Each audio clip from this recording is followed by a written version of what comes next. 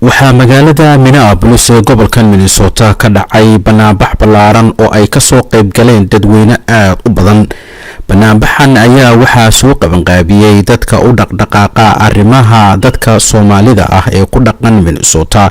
banaanbaxan ayaa waxa uu ahaa mid lagaga soo horjeedo dhibaatooyinka dilka lagu hayo dadka Soomaalida ah ee ku dhaqan wadanka South Africa. banaanbaxan ayaa waxaa sababay kadib markii internetka si baahsan loo soo geliyay nin dhalinyaro ah oo isagu si xun loogu dilay wadanka South Africa. dilkaas oo sababay qayladhaan badan.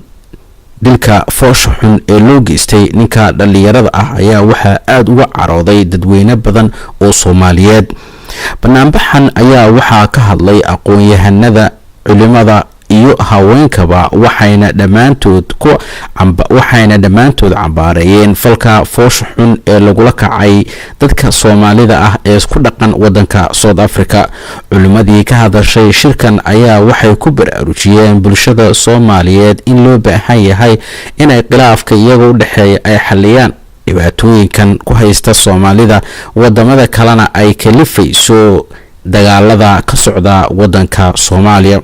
sidaas oo kale waxay ku dhiirigeliyeen in dowladda federaalka maadaama ayadu ay tahay dowladii wadanka iyo dadka ay wax ka qabato dhibaatooyinkan haysta dadka Soomaalida ee ku dhaqan South Africa.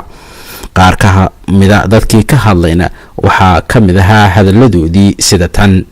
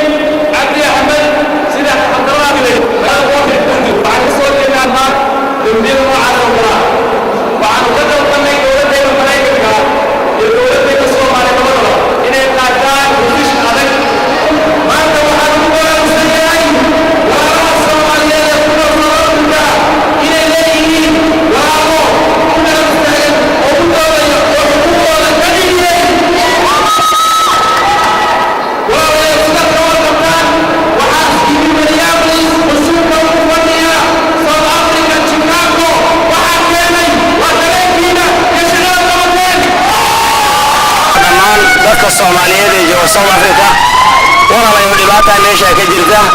dhibaatadana waxa weeye dawlad kulli ay wada leeyahay kan laakiin shacabku lama joogi karo. waxaan ka codsaynaa wadankeena dhibaatada jirta yaa ka wanaagsan in asgar noqotaan baan maartay dhibka iyo rafaadka iyo halgan kala idin galay iyo waxaan idin qabanay taas noogu abaalgud kulli waxay ma doontaan insha Allah hadii ilaahay yiraahdo. haddana waa dawlad rasmi ah leenahay waan idinka aragosayna sida lagu sameynaysan hadda idin jooji weydaan.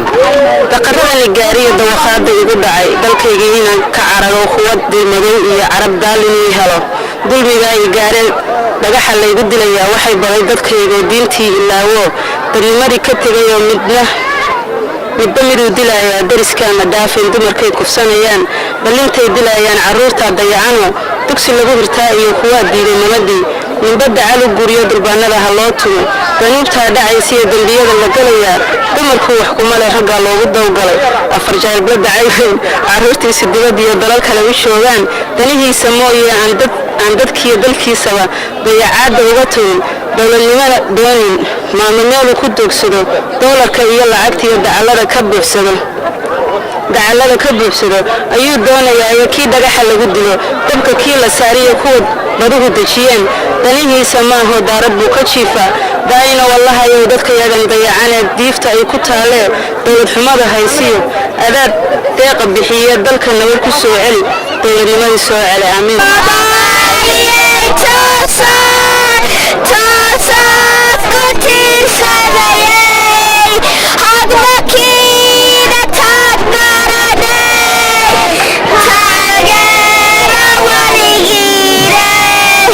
Wow.